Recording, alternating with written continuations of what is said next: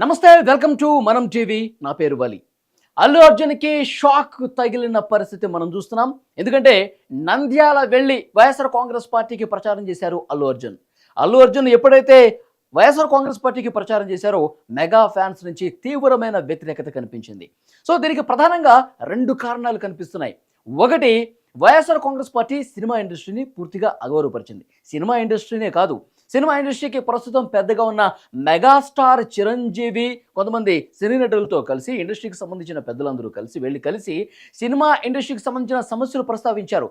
దండం పెట్టి మీరు తల్లి లాంటి స్థానంలో ఉన్నారు, సినిమా ఇండస్ట్రీని కొంత గౌరవించండి, సినిమా ఇండస్ట్రీకి సంబంధించి ఏవైతే సమస్యలు ఉన్నాయో వాటిని పరిష్కరించండి అని చెప్పి మొరబెట్టుకున్న పరిస్థితి కనిపిస్తుంది. కానీ ఆ సమయంలో జగన్ రెడ్డి వ్యవహార శైలి మీద తీవ్రంగా విమర్శలు వచ్చాయి. సినిమా ఇండస్ట్రీని పూర్తిగా అవమానపరిచారు, చిరంజీవి గారిని అవమానపరిచే విధంగా వ్యవహరించారని చెప్పి పెద్ద ఎత్తున విమర్శలు వచ్చిన పరిస్థితి మనం చూసాం. సో ప్రస్తుత పరిస్థితుల్లో అల్లు అర్జున్ వైఎస్ఆర్ కాంగ్రెస్ పార్టీకి అసలు ఏ విధంగా మద్దతు తెలియజేస్తాడు? చిరంజీవి గారిని అవమానపరిచారు, ముఖ్యంగా ఇండస్ట్రీని అవమానపరిచినటువంటి జగన్మోహన్ రెడ్డి పార్టీకి ఏ విధంగా మద్దతు తెలియజేస్తాడో అల్లు అర్జున్ అంటూ ఇటు మెగా ఫ్యాన్స్ నుంచే కాదు, సినిమా ఇండస్ట్రీ నుంచి కూడా తీవ్రమైన వ్యతిరేకత పరిస్థితి కనిపిస్తోంది.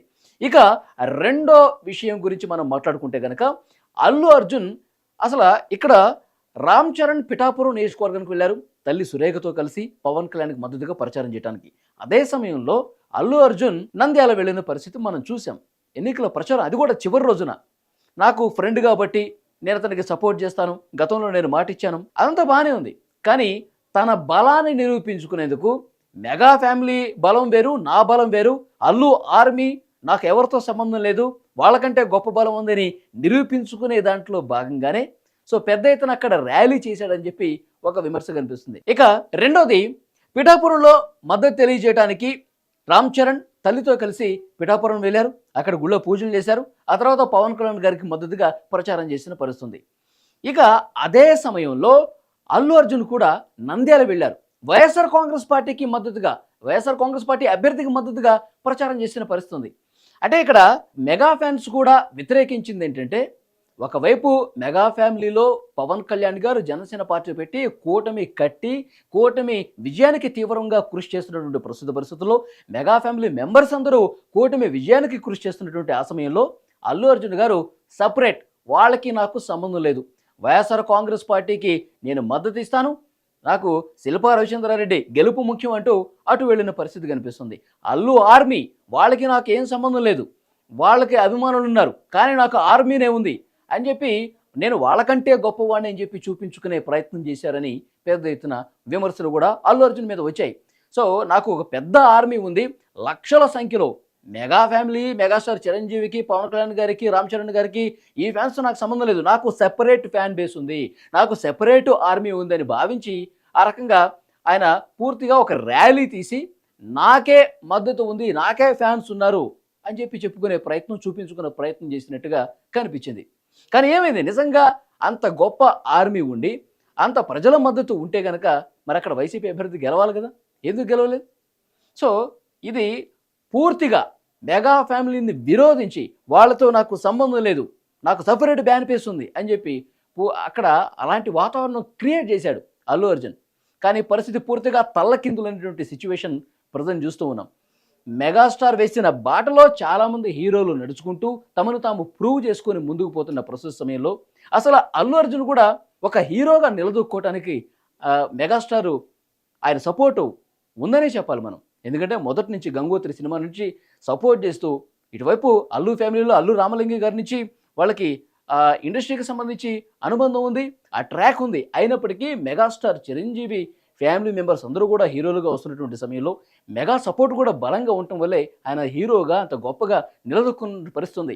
అది మర్చిపోయి వాళ్ళతో నాకు ఎలాంటి సంబంధం లేదని చెప్పి పూర్తిగా ఒక ఫ్యాన్స్లో చీలికి తీసుకొచ్చే ప్రయత్నం చేశాడు, నేను మిగతా వాళ్ళకంటే గొప్పవాడిని చెప్పి చూపించుకునే ప్రయత్నం చేశాడని సో అల్లు అర్జున్ మీద విపరీతంగా ట్రోలింగ్స్ వస్తున్నటువంటి పరిస్థితి కనిపిస్తుంది. సో ఇప్పటికైనా తత్వం బోధపడాలి, అల్లు అర్జున్ నిజాలు తెలుసుకోవాలి, వాస్తవంలోకి రావాలి, వాస్తవంలోకి వచ్చి ఆలోచన చేయాలని చెప్పి ఇటు మెగా ఫ్యాన్స్ నుంచి తీవ్రంగా విమర్శలు వ్యక్తమవుతున్నటువంటి పరిస్థితి కనిపిస్తోంది.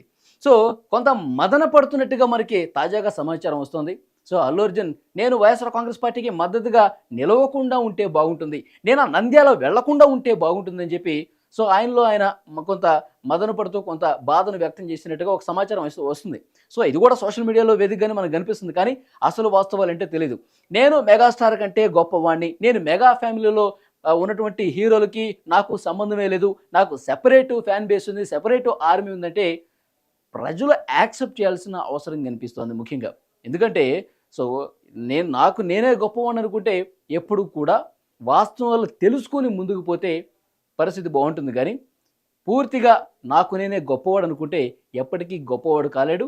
సో ఎంత ఎత్తుకు ఎదిగినా కింద పడిపోవటం ఖాయం.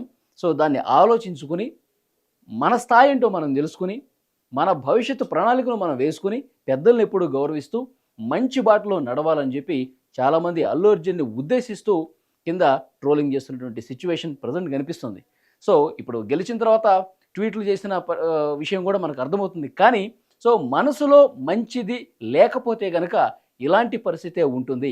వాస్తవాలు గ్రహించి అడుగు ముందుకు వేయాలి అల్లు అర్జున్ అంటూ సో విమర్శలు చేస్తున్న ప్రస్తుత పరిస్థితుల్లో మరి భవిష్యత్తులో వేరే పార్టీకి ఇలా సపోర్ట్ చేయాల్సిన పరిస్థితి ఉంటే సపోర్ట్ చేస్తారా, లేదంటే కనుక మెగా ఫ్యామిలీ నేను ఒకటే అన్న భావంతో ముందుకు పోతారా అన్నది కూడా చూడాలి.